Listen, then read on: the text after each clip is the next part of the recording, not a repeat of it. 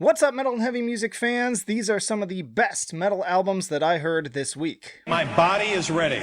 First up, we have 1914 with Where Fear and Weapons Meet via Napalm Records. I regret very much to inform you that your song drive of Deiji Harison. 1914 is a Ukrainian blackened death metal band with lyrics and themes centered around the First World War. And just like the topics they cover, their sound is at once epic and tragic. Perhaps exemplified best with the big symphonic brass and string flourishes side by side with the mournful blackened tremolos.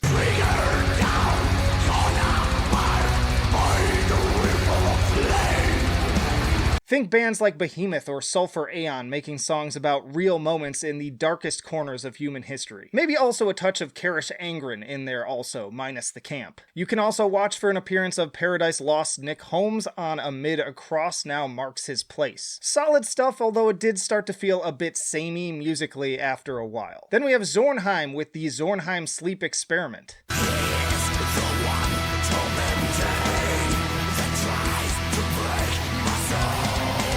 Featuring former members of Dark Funeral, Zornheim is a symphonic black metal project recommended for fans of Dimmu Borgir, Karish Angren, and Flesh God Apocalypse. Ever since I first heard Dimmu's early albums, I have been a sucker for these fusions of dark and heavy music with dramatic orchestration worthy of Carnegie Hall. Zornheim delivers on that same promise with its massive backdrop of chorals, strings, piano, and other instrumentation to further punch up its already hard-hitting black metal foundations.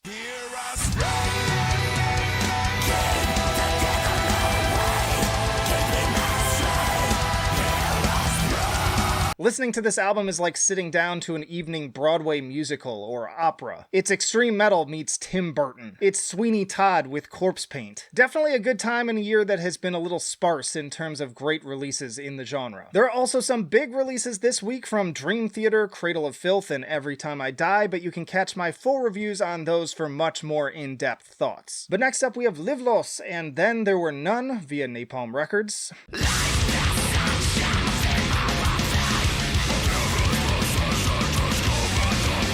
Livlos is a Danish melodic death metal band that's sort of a cross-section between At the Gates and the Black Dahlia Murder. These guys sound absolutely massive on this album with big, bold production to really punctuate the already intense riffing and infectious melodies, as well as the highly aggressive, harsh vocals.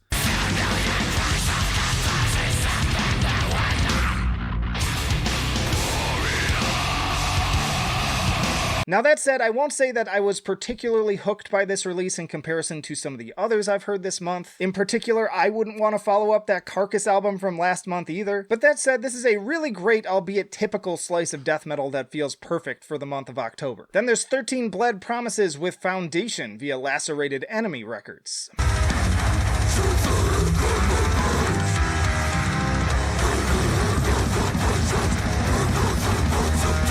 This is another rock-solid technical and progressive death metal band with sci-fi imagery and tight performances. Vocals are on the brutal but still intelligible side, and the guitars oscillate between pure Cannibal Corpse, Obscura, and more blackened vibes from moment to moment. As a result, you get plenty of variety and atmosphere along the way.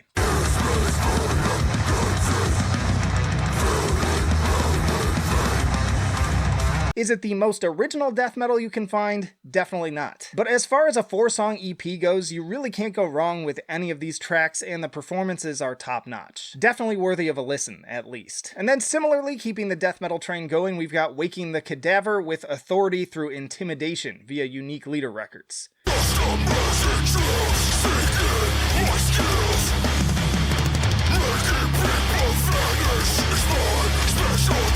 Definitely the perfect title for this album, as Waking the Cadaver is a Jersey Shore death metal band mixing the brutality of, again, Cannibal Corpse with the metallic hardcore vibes of groups like Cro-Mags and Hatebreed. Expect all of that great classic riffing alongside some seriously battering slams and beatdowns.